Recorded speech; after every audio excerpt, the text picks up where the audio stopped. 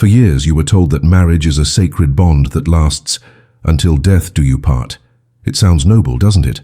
A promise of eternal loyalty, sealed not just by love, but by destiny itself. Yet have you ever wondered what happens to that bond when life ends? Does love simply vanish at the edge of mortality? Or could it be that what we call death is merely a doorway through which love takes on another form, another rhythm, another chance to continue its dance? Many of us have been taught to see marriage as the final chapter of love's journey. We imagine it as a straight road leading toward a shared sunset, and when death arrives, the curtain falls. But Edgar Cayce, the sleeping prophet, offered a perspective that turns this idea inside out. He spoke of souls, not bodies, of journeys, not destinations. To him, relationships were not contracts bound by flesh, but spiritual agreements that unfold across lifetimes. If that is true, then perhaps marriage is not an ending at all, but a comma in a sentence the soul has been writing for centuries. Imagine this for a moment. Two souls meeting again, lifetime after lifetime, sometimes as lovers, sometimes as family, sometimes even as strangers, whose eyes meet briefly but whose hearts recognize an ancient melody. Cayce suggested that the people we feel deeply drawn to or challenged by are often the same souls we've known before. Our love stories are not random encounters, but lessons written by the soul itself. In that sense, "until death do us part" is a beautiful phrase, but perhaps incomplete. For death does not truly part what the soul has woven with purpose. It only shifts the stage upon which the story continues. When we see marriage through this lens, everything changes. The misunderstandings, the conflicts, the tenderness, and the patience, all of it becomes sacred ground for growth. A difficult relationship is no longer just bad luck. It's a curriculum designed by two souls who once agreed, before being born, to help each other awaken. That thought can be unsettling at first, because it asks us to look beyond blame and toward meaning. It invites us to ask not, "Why is this happening to me?" but "What is this trying to teach me?" In the modern world, marriage is often treated as a romantic ideal or a social contract, something that validates our worth or fulfills our loneliness. But when we view it through Cayce's eyes, it becomes a mirror, one that reflects the deepest parts of ourselves. The partner who frustrates us may be showing us the exact lesson we came to learn. The partner who loves us unconditionally may be reminding us of a love that transcends lifetimes. Each moment of connection, each moment of friction, is part of the soul's great alchemy, turning attachment into understanding and desire into wisdom. Consider the tenderness of this idea. If love survives death, then every encounter, even the painful ones, carries eternal value. When we lose someone we love, the story does not end. It only becomes invisible for a while. The energy of connection remains, quietly weaving through the tapestry of existence until, in another time, under another sky, the souls meet again. Sometimes that reunion is soft and immediate, as when we meet someone for the first time and feel an inexplicable familiarity. Sometimes it is delayed, appearing in another era, another form, another lesson waiting to unfold. Cayce once said that soulmates are those who build upon the experiences of the past and who come together for the purpose of perfecting love. Perfecting love, not possessing it, not controlling it, but refining it. That refinement often happens through friction, through imperfection, through the slow polishing of our rough edges against those of another. When we stop seeing our partner as someone we must keep or lose, and start seeing them as a soul traveling alongside us toward awakening, something beautiful happens. The fear of forever dissolves, and in its place grows a quiet reverence for now. So perhaps the question is not whether love lasts beyond death, but whether we are awake enough to recognize its continuity. For the truth is, love never ends. It only changes its expression. A lifetime is just one act in an endless play, and each relationship is a rehearsal for greater compassion, greater understanding, greater union. The mistake we make is to confuse the costume for the actor, the scene for the story. Death removes the costume, but the actor, the soul, continues to play its part, seeking the same melody, the same harmony, again and again. And when we understand this, even the pain of separation begins to soften, because what once felt like loss begins to look like transformation. The person who leaves us through death or distance may still be with us in ways we cannot yet perceive. In dreams, in intuition, in sudden moments of peace that seem to come from nowhere. The bond endures because its roots are not in the physical world, but in the eternal field where all souls meet. Maybe that's what Cayce truly meant to show us, that marriage, at its deepest essence, is not a promise of duration, but a promise of evolution. It is not until death do us part, but until truth makes us whole. And when truth finally does, love is free to take on its next form, in its next time, with the same familiar soul who once looked into our eyes and whispered, "I know you." If the soul indeed travels through many lifetimes, then every bond we form is part of a much larger pattern, one that stretches far beyond what the eyes can see. Imagine your life as a single thread, woven into an immense tapestry. Each relationship, each joy, each heartbreak adds color and texture to it. Some threads run parallel for a time, others intertwine and then move apart, only to meet again somewhere else in the fabric. When viewed up close, the design seems chaotic, but if you could step back far enough, far beyond this single lifetime, you would see how every crossing, every knot, every strand contributes to something vast and harmonious. Edgar Cayce's readings often spoke of this great continuity. He described marriage not as an institution, but as a classroom for the soul, a place where our deepest patterns are revealed so they can be healed. And that healing does not always take the form of harmony. Sometimes it comes as conflict, because conflict has a way of exposing what we have hidden from ourselves. The irritation we feel toward another person often mirrors the resistance we feel toward our own growth. What if, instead of seeing your partner as the cause of your suffering, you saw them as a mirror, a teacher showing you where you are still bound by fear, pride, or the need to control? This shift in perspective changes everything. Suddenly, the very moments we wish to escape become sacred opportunities. The argument about money becomes a lesson in trust. The silence at dinner becomes a meditation on vulnerability. The feeling of being unseen becomes a call to remember your own worth. Marriage, when seen through the eyes of the soul, is not about perfection or permanence. It is about awakening. And awakening is rarely comfortable. It asks us to confront our illusions, to forgive, to surrender the need to be right, to love even when we are afraid. Think of two stones placed in a river. The current forces them to rub against each other, again and again. Over time, what once was rough becomes smooth. The stones don't lose themselves in the process, they reveal their essence. Marriage, in the spiritual sense, works the same way. The friction is not punishment, it is refinement. Every misunderstanding is a chisel, every act of forgiveness a softening. And as the stones smooth one another, they begin to shine. Cayce often emphasized that no relationship is by chance. He believed that the souls we attract are those whose vibrations resonate with our own unfinished lessons. If we carry impatience within, we may attract someone who tests it. If we long to learn compassion, we may meet someone who awakens our empathy through their pain. It is not always easy to accept this truth because it dismantles the illusion of victimhood, but when we see life this way, even suffering gains meaning. Pain becomes the soul's way of saying, "Pay attention, something sacred is being born within you." Now consider how this understanding transforms the idea of love itself. When love is viewed through the lens of eternity, it becomes less about possession and more about participation. We stop asking, "How long will this last?" and begin to ask, "How deeply can I grow through this?" The duration of a relationship becomes less important than the depth of consciousness it awakens. Some connections last a lifetime because they need that much time to unfold. Others flare like lightning, brief but illuminating. Each has its purpose. Each fulfills a chapter in the soul's greater education. In the readings, Cayce would sometimes tell couples that their union was the continuation of a previous bond. He spoke of souls who had been together in ancient Egypt, in Greece, in Atlantis, meeting again in modern times to resolve unfinished karma or to continue a shared mission. To those who heard such things, the revelation was both humbling and liberating.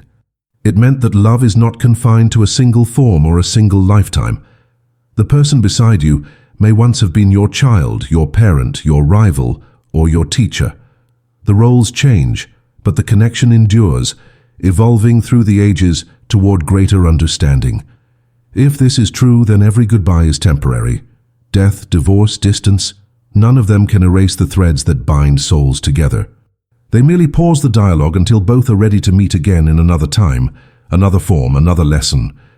What a comforting thought, that no love is wasted, no connection meaningless. Even when a relationship ends painfully, it leaves behind the imprint of growth, the residue of awakening. The soul takes that with it, carrying the wisdom forward, life after life, until every fragment of love is polished into wholeness. But let us be honest, knowing this does not make human love any easier. We still ache when bonds break.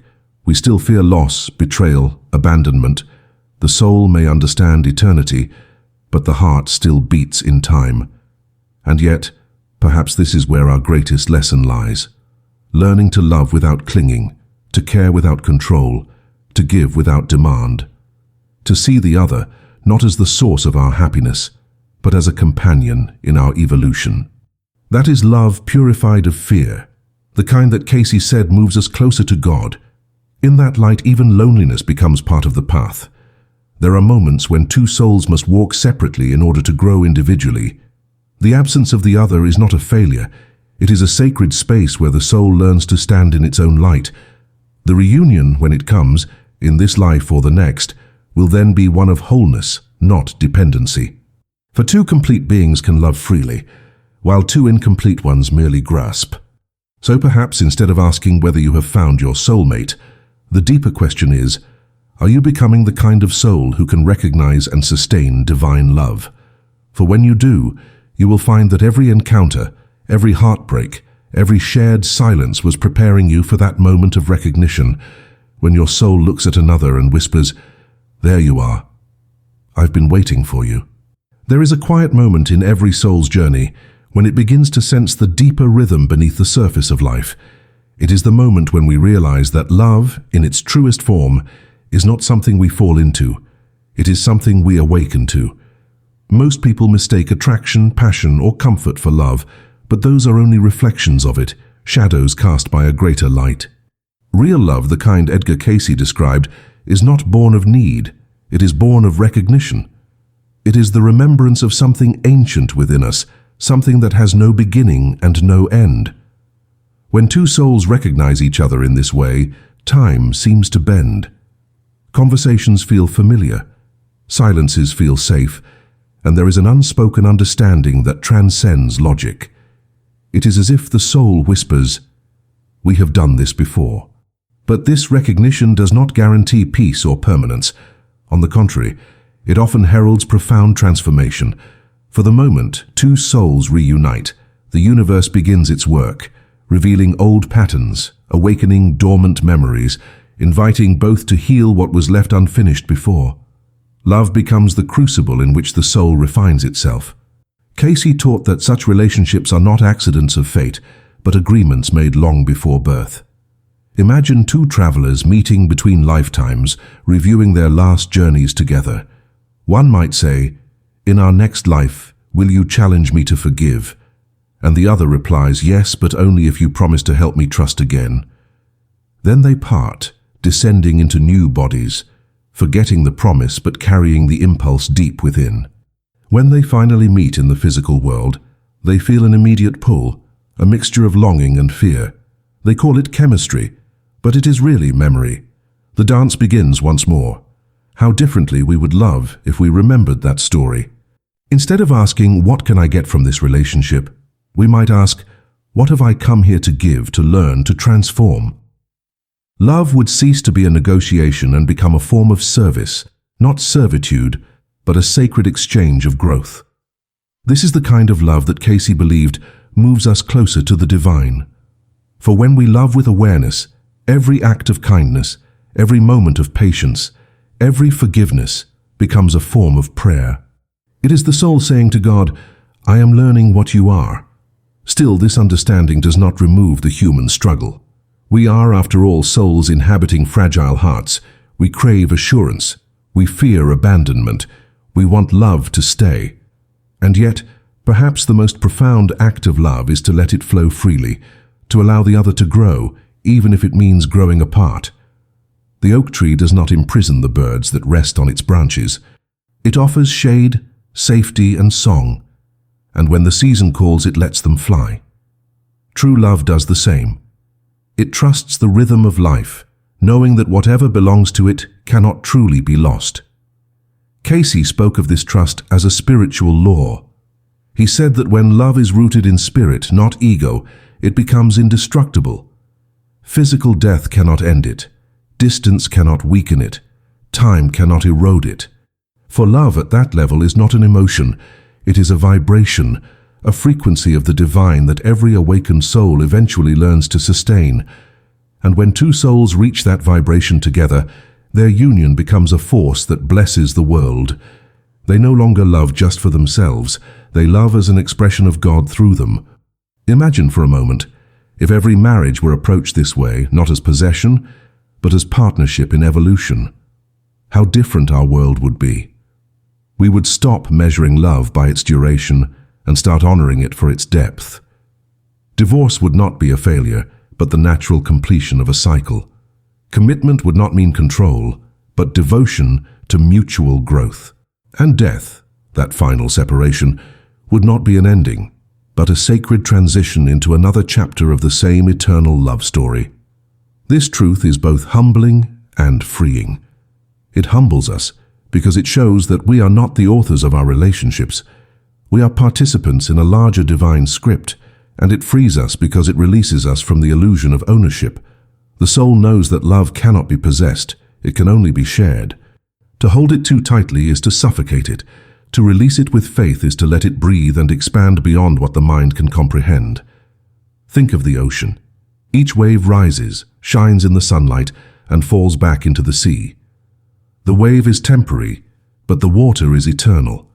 In the same way, each human relationship is a wave, a form taken by love for a brief moment in time. The souls rise, meet, merge, and eventually return to the great ocean of spirit from which they came. We grieve when the wave disappears, forgetting that the ocean remains. Yet if we could see with the eyes of eternity, we would smile, knowing that every wave that ever was is still part of the sea. Perhaps that is what Cayce meant when he said that love is law and law is love, not a law of punishment, but of rhythm. The soul learns through harmony and dissonance, through union and separation, until it remembers its true nature, unconditional love. Every person who crosses our path, every joy and heartbreak is part of that remembering. Each one brings us closer to the realization that love is not something we find, it is what we are. So the next time you look at someone you love, or someone you struggle to love, pause for a moment. Look beyond their face, their habits, their human story. Try to see the light moving behind their eyes. That light has been with you before in forms you cannot recall. It has taught you, challenged you, healed you. It may return again in another age, another name, but in truth it has never left. And if you can hold that awareness, even for a heartbeat, you will feel something shift. The walls of fear will soften. The need to control will fade. You will sense, perhaps for the first time, that you are not separate from the one you love.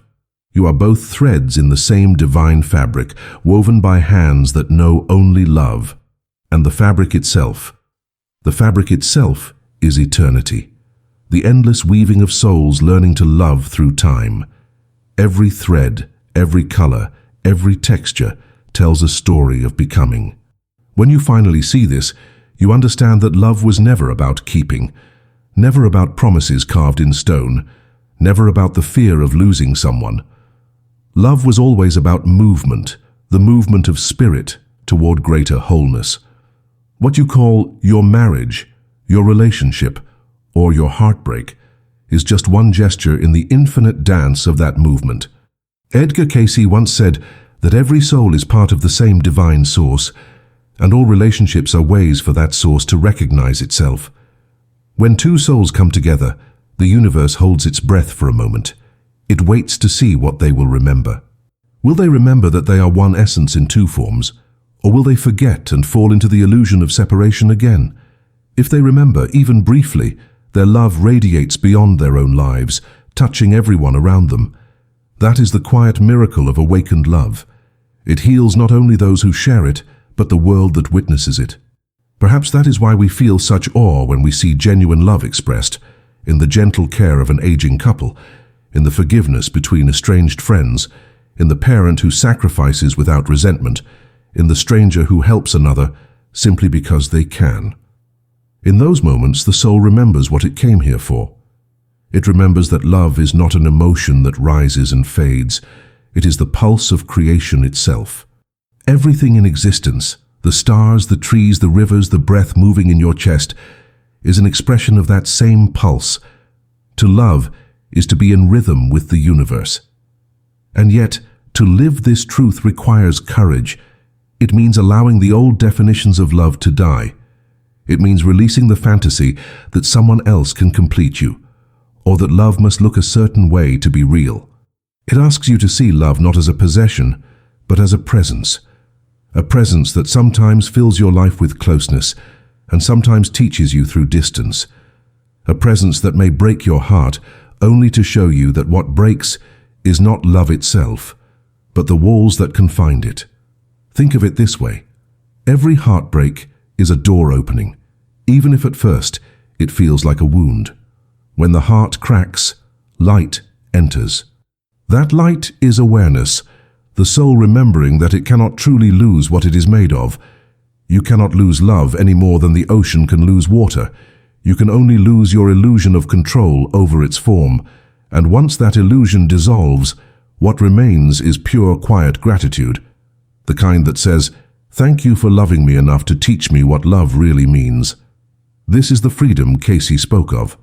The freedom that comes from understanding that death, distance, or change cannot destroy real connection, because real connection is not physical, it is energetic. Souls that have met in truth are bound not by vows, but by resonance. They will always find each other in one form or another until their lessons are complete. That completion is not an ending. It is a merging into something larger than both, into the one consciousness that gives life to all things. When you begin to see love in this way, even loss becomes sacred. You start to notice that those who have departed still speak to you, not through words but through subtle moments, a scent in the air, a song that plays at the exact time you needed it, a feeling of warmth when you thought you were alone. These are not coincidences, they are reminders that the veil between worlds is thinner than we think. Love crosses it effortlessly because it was never bound by it. And perhaps that is what we were meant to learn all along, that love is not meant to bind us until death do us part, but to awaken us until truth sets us free. The purpose of every union, every separation, every meeting and farewell is the same, to bring us closer to that truth, to help us remember that we are not here to possess love, but to become it. When we do, we discover that the souls we have loved were never lost. They are with us still, moving alongside us, whispering through time, guiding us toward a greater homecoming. So, if you have loved and lost, if you have felt the ache of goodbye, if you have watched a promise dissolve and wondered what it meant, breathe. You are not broken. You are evolving. Every tear you shed is part of the river carrying you toward the ocean of remembrance. Every heart you've touched, and every heart that has touched you, remains connected in that current. And someday, perhaps in another life, perhaps in another realm, you will look into familiar eyes again and realize that nothing was ever wasted. Every love was a lesson in eternity. Until that moment, live gently, love bravely, and see every relationship, past, present, or yet to come, as a sacred classroom where the soul learns to mirror the divine. Do not cling to love out of fear, but nurture it out of reverence. Speak kindly, forgive quickly, and when love asks you to let go, do so with trust, knowing that letting go does not mean losing. It means making room for love's next form to unfold. Because in the end, love never truly ends. It simply changes its face, its name, its moment in time. But the essence, the eternal I that loves and is loved, remains. That is the secret Cayce revealed, the truth hidden behind the old vow. Death does not part what the soul has joined. It only transforms it. And when you understand this, you begin to live not in fear of endings, but in awe of continuance. You begin to see that every heart you meet is another reflection of the same infinite light, the same love, looking back at itself through you. And maybe, just maybe, that is what heaven really is. Not a distant place we go after death, but a state of awareness in which every soul recognizes every other as part of itself. A place where all the stories of love and loss converge into one endless act of giving. Where every promise ever made, every hand ever held, every tear ever shed, finds its meaning in the realization that love was never about the vow. It was about the becoming. So, when you hear the old phrase again, "Until death do us part," let it remind you of something deeper. Let it remind you that death is not the end but a continuation, that love is not a contract but a calling. That marriage, at its highest form, is not between two bodies, but between two souls walking each other home. And when the journey feels long, when the road grows dark, remember this: you are not walking alone. You never were. You never will be. Because love, real love, cannot be parted. It can only expand.